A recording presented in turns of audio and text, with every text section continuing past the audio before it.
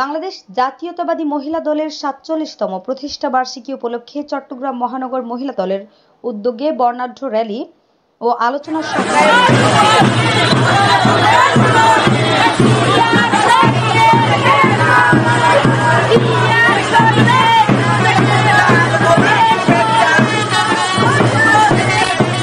September রোজ মঙ্গলবার বিকাল ৪ ঘটিকায় এক বর্ণাঢ্য র্যালি বিএনপির অফিসের সামনে থেকে কাজীর দেউড়ি হয়ে আবার চট্টগ্রাম বিএনপির পার্টি অফিস নাসিমন ভবনে গিয়ে সংক্ষিপ্ত আলোচনার মাধ্যমে শেষ হয়।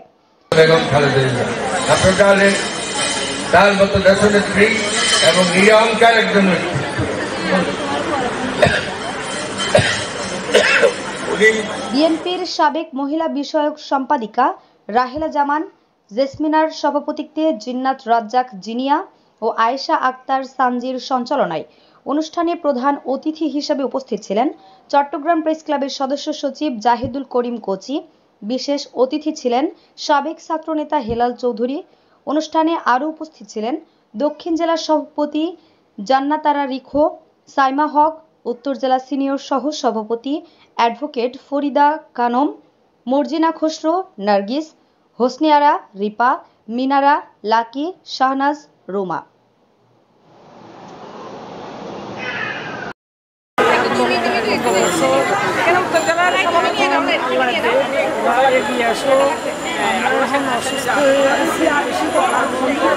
উন্নয়ন করলে মহিলার থাকলে দেশের উন্নয়ন করলেই দেশের অর্ধেকের নারী, যে কারণ নারী সকলের উনি সম্মান দিয়ে প্রথমেই কিন্তু শুরু করেছে নারীর মহিলা সংগঠন।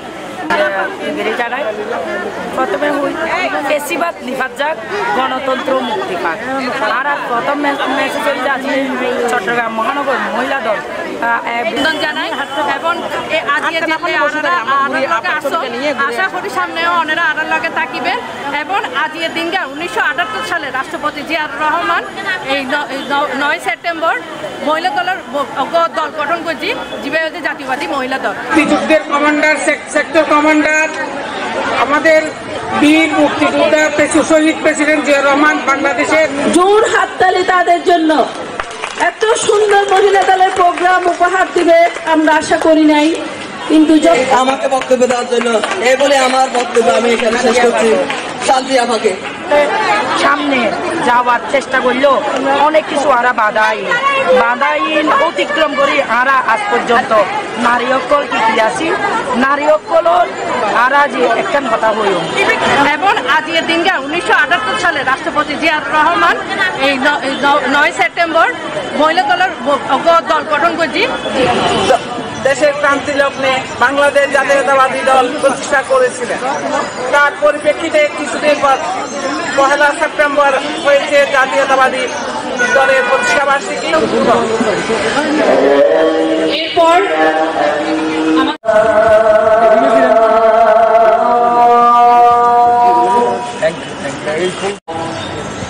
এই মুহূর্তে আমাদের প্রধান মহিলা দলের পক্ষ থেকে শুভ দিন, শুভ দিন মহিলা দলের পক্ষ থেকে